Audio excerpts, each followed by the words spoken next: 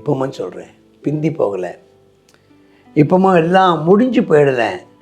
கர்த்தரை நோக்கி பாருங்கள், கேளுங்க. கர்த்தாவே என்னை கைவிடாதீர்கள் சொல்லுங்கள்.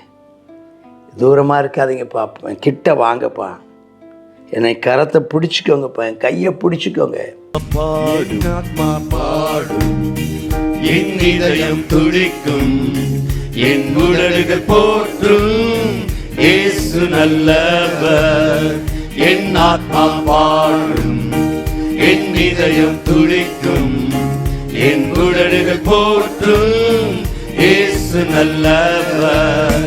ஹல்லேலூயா, ஹல்லேலூயா, மகிழ்ச்சியோடு ஹல்லேலூயா, ஹல்லேலூயா, ஹல்லேலூயா, ஹல்லேலூயா, ஹல்லேலூயா, ஹல்லேலூயா.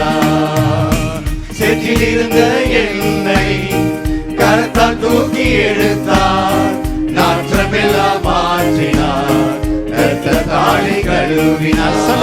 செற்றிலிருந்த என்னை கரத்தால் தூக்கி எடுத்தார், நாற்றமெல்லாம் மாற்றினார், இரத்தத்தாலே கழுவினார். இயேசுவே என் ஆண்டவர், இயேசுவே என் இரட்சகர், இயேசுவே என் மீட்பர், இயேசுவே என் ராஜா, இயேசுவே என் ஆண்டவர், இயேசுவே என் இரட்சகர், இயேசுவே என் மீட்பர், இயேசுவே என் ராஜா. என் ஆத்மா பாடும், என் இதயம் துடிக்கும், என் உடல்கள் போற்றும், இயேசு நல்லவர். என் ஆத்மா பாடும், என் இதயம் துடிக்கும், என் உடல்கள் போற்றும், இயேசு நல்லவர். கர்த்தருடைய நாமத்திற்கு மகிமை உண்டாவதாக. நினைவு கூறுதலின் சங்கீதம் அப்படின்னு இதுக்கு ஒரு தலைப்பு இருக்குது. சங்கீதம் 38க்கு அப்படி அர்த்தம் என்ன? 38 அவன் தன்னுடைய வாழ்க்கையில் நடந்ததான சில துயரமான சம்பவங்கள் எல்லாம் நினைவு கூறுகிறான். அவனுடைய குடும்பத்தில் நடந்த, அவனுடைய பிள்ளைகளுடைய வாழ்க்கையில் நடந்ததான சில காரியங்களையும் நினைவு கூறுகிறான். அம்னோன் தாமார் அந்த விஷயங்கள், அப்சலோம் அம்மோனை கொலை செய்தது, அப்சலோம் தாவீதுக்கு விரோதமாக அவன் தலையெடுத்தது, அகித்தோப்பலால் ஏற்பட்ட விளைவுகள், சிமேயினால் ஏற்பட்ட அவதூறுகள், நிந்தைகள், இப்படி பல காரியங்களை அவெல்லாம் நினைவு கூர்ந்து கடவுள் அதிலிருந்தெல்லாம் தேவன் தன்னை விடுவித்ததையும் அவன் நினைவு கூறுகிறான். அவனுடைய சமூகத்தில் கேட்குறான், ஆண்டவரே என்னை கைவிடாதிரும் என்று அவன் கேட்குறான். பாவங்களை மன்னிக்கும்படி கெஞ்சுகிறான். பாவத்தினால ஆமாம், நம்ம பார்க்குறோம், தாவீது ஒரு பாவம் செஞ்சான் பத்சேபாள் இடத்தில். அந்த பாவத்தினுடைய விளைவுகளையும் அதனுடையதான அந்த பின் விளைவை அவன் அறுக்க வேண்டியதாக இருந்துச்சு. அந்த பாவத்தின் விளைவை அவன் அறுவடை செய்ய வேண்டியதாக இருந்துச்சு. இப்போ அவன் பாடுறான், கர்த்தாவே உம்முடைய கோபத்தில் என்னை கடிந்து கொள்ளாதையும், உம்முடைய உக்கிரத்தில் என்னை தண்டியாதையும், என்னை மன்னியும். அங்கே மன்னியுங்கிற வார்த்தை இல்லை, மன்னியும். உம்முடைய அம்புகள் எனக்குள்ளே தைத்திருக்கிறது, உமது கை என்னை இருத்துகிறது, என்னால் தாங்க முடியவில்லை. இந்த தாங்க முடியவில்லைங்கிற வார்த்தை இல்லை, ஆனால் அது நம்ம எப்படின்னா சேர்ந்துக்கணும். தாங்க முடியலப்பா, உங்கள் கோபத்தினால என் மாம்சத்தில் ஆரோக்கியம் இல்லை, என் பாவத்தினால என் எலும்புகளில் சௌக்கியம் இல்லைப்பா. என் பாவத்தினால என்ன ஆகி போச்சு? என் மாம்சத்தில் ஆரோக்கியம் இல்லை, என் எலும்புகளுக்கு சௌக்கியம் இல்லை, என் அக்கிரமம் என் தலைக்கு மேலே பெருகிடுச்சு, அவள் பார சுமை போல் என்னை தாங்கக்கூடாத பாரமாயிடுச்சு. என் மதிகேட்டுனால, நான் புத்தியினமாக மதிகட்டத்தனமாக நான் செஞ்ச பாவத்தின் நிமித்தம் என் புண்கள் அழுகி நாற்றம் எடுத்தது. நான் வேதனைப்பட்டு ஒடுங்கினேன், நாள் முழுதும் துக்கப்பட்டு திரிகிறேன், என் குடல்கள் எரிபந்தமாய் எரிகிறது, என் மாம்சத்தில் ஆரோக்கியம் இல்லை, நான் பலனற்று போனேன், நொறுக்கப்பட்டேன், இருதயத்தின் கொந்தளிப்பினாலே நான் எனக்குள்ளே நான் நொந்து கொள்ளுகிறேன், நான் வேதனைப்படுகிறேன், நான் தவறான தீர்மானம் எடுத்ததையும் தவறாய் நடந்து கொண்டதையும் நினைத்து நான் மனம் கசந்து போகிறேன். இப்பவும் 9வது ஆண்டவரே, என் ஏங்கலெல்லாம் உமக்கு முன்பாக இருக்குது. ஏங்குறேன், என் தவிப்பு உமக்கு மறைவாக இருக்கவில்லை. எங்கே போவேன்ப்பா? என் உள்ளம் குழம்பி ரொம்ப குழப்பமாக இருக்குது. மனசுக்குள்ளே ரொம்ப ஒரே மனசில் ஒரு நிம்மதி இல்லை. என் பலன் என்னை விட்டு போயிடுச்சு. என் கண்களில் ஒளி முழலாக இல்லாமல் போயிட்டு அப்படியே மங்கனா வெளிச்சம் இல்லாத மாதிரி இருக்கிறான். என் சிநேகிதரும் என் தோழரும் என் வாதையை கண்டு விலகுறாங்க. என்னத்தாரும் தூரத்தில் நிற்கிறாங்க, யாரும் கிட்ட வரல. என் பிராணனை வாங்க தேடுறவங்க எனக்கு கண்ணிகளை வைக்கிறாங்க.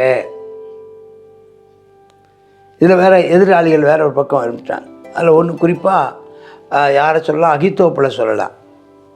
இது மாதிரி பல எதிராளிகள், உள்ளே உள்ள எதிராளிகள், வெளியே உள்ள எதிராளிகள், பொல்லாங்கு தேடுற கேடானவைகளை நீ குறித்து பேசுகிறாங்க. நாள் முழுவதும் வஞ்சனையை யோசிக்கிறாங்க. நானும் செவிடனை போல கேளாதவனாகவும் ஊமையினை போல வாய் திறவாதவனாகவும் இருக்கிறப்பா.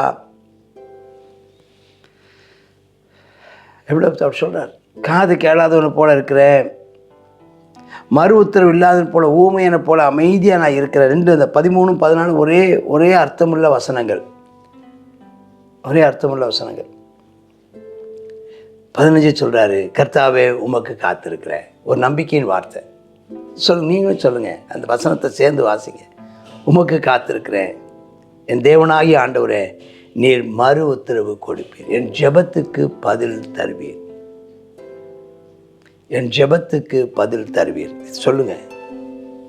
தேவன் உண்டு என்றும் அவர் தம்மை தேடுகிறவர்களுக்கு பலன் அளிக்கிறார் என்றும் நாம் விசுவாசிக்க வேண்டுமா?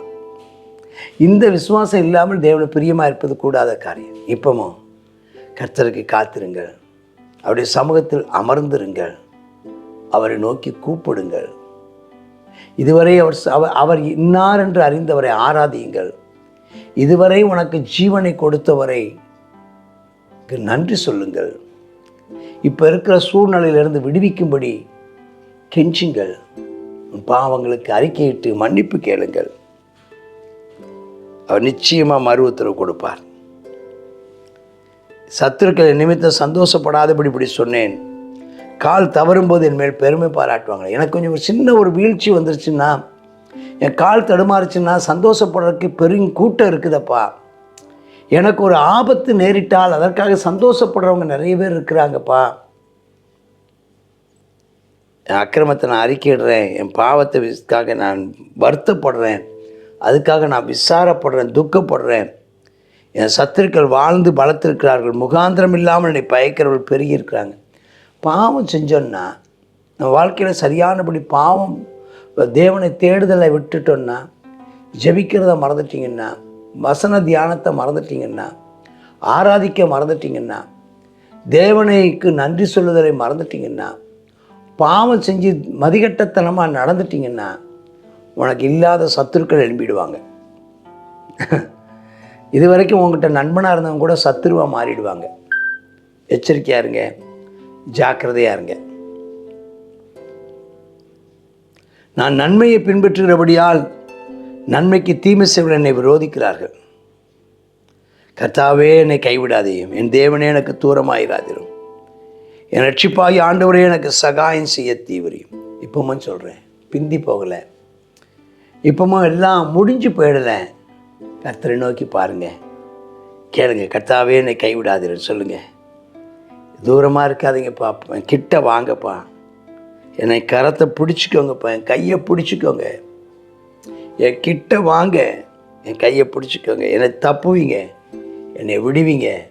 இனி நான் ஆராதிப்பேன், இனி நான் உமக்கு நன்றி சொல்லுவேன், இனி உடைய வசனத்தை கை கொண்டு நடப்பேன், இனி நான் உம்மை விட்டு விலக மாட்டேன், இனி நான் பாவம் செய்ய மாட்டேன், இனி நான் தீமை செய்ய மாட்டேன், நன்மையவே செய்வேன். இந்த ஒரு விஷயம் என்னை மன்னித்து என்னை ஆசீர்வதின்னு சொல்லுங்கள். கர்த்தர் இப்பவுமே உன்னை ஆசீர்வதிப்பார். ஆமேன், ஆமேன். God bless you. சங்கீதம் 38வது சங்கீதத்தில் பாவத்தினால் வருகிறதான அந்த கொடூரத்தை நம்ம இதில் பார்க்குறோம். அவருடைய அம்பு என்ன செய்திருக்கான், தாவீது இருதயத்தில் தைத்திருக்கிறது. அது மாத்திரம் இல்லை, மாம்சத்தில் ஆரோக்கியம் இல்லை, எலும்புகளில் சௌக்கியம் இல்லை, அக்கிரமம் பெருகிட்டான், தாங்கக்கூடாத பாரமாக மதிகேடாய் நடக்கிறதான சூழ்நிலை, அந்த மதிகேட்டினால் புண்களில் அழுகி நாற்றம் எடுக்கிறதான், குடல்கள் எரிபந்தமாக இருக்கிறதான், உள்ளமும் மனசு செஞ்சிச்சு குழம்பி போச்சு, கண்களில் கூட ஒளி இல்லாது போயிடுச்சான். பாவத்தினால் வருகிறதான காரியங்கள். தேவனை நோக்கி ஜெபிக்கிறதான ஜெபம் என்னன்னு சொன்னால், கர்த்தாவே என்னை கைவிடாதேயும், எனக்கு தூரமாகாதேயும், எனக்கு சகாயம் செய்ய தீவிரியும். இந்த நாளிலும் ஆமாம், இந்த பாவத்தின் கொடுமையினால் படுகிற பாடுகள் நடுவில் நம்ம கர்த்தரை நோக்கி கெஞ்சுவோம். நாம் பாவத்தை அறிக்கை செய்வோம், நாம் பாவத்தை விட்டு விடுவோம். ஆமாம், கர்த்தருடைய மன்னிப்பு, அவருடைய திரளான மீட்பு உண்டு. ஜெபிப்போமா? கர்த்தாவே ஸ்தோத்திரம் இயேசப்பா, இந்த நாளிலும் கர்த்தாவே இப்படிப்பட்டதான் இந்த பாவத்தினால் வந்த விளைவுகள்லேருந்து உடைய பிள்ளைகளை விடுதலையாக்கும். கர்த்தாவே உடைய பிள்ளைகளை எப்படியாவது கர்த்தாவே உடைய பிள்ளைகளாக இருக்கிற நாங்கள் உமக்கு பயந்து நடக்க, உடைய நீதியின் பாதையில் நடக்க எங்களுக்கு நீர் அனுக்கிரகம் செய்தரல வேண்டுமாய் ஜெபிக்கிறோம் அப்பா. கர்த்தாவே ஆமென், எங்களை கைவிடாதேயும் அப்பா. ஆண்டவரே, எங்களுக்கு துணையாக இருக்க வேண்டுமாய் ஜெபிக்கிறோம். உடைய ஆமென் அப்பா, வலதுகரம் எங்களை தாங்க வேண்டும் என்று சொல்லி ஜெபிக்கிறோம். நீர் எங்களுக்கு சகாயம் பண்ண தீவிரியும் அப்பா. பட்டு பாடுகளிலிருந்து விடுதலையாக்கும். உமக்கு நாங்கள் சாட்சிகளாய் நிற்க கிருபை தாரும். இயேசுவின் நாமத்தில் பிதாவே, ஆமென், ஆமென்.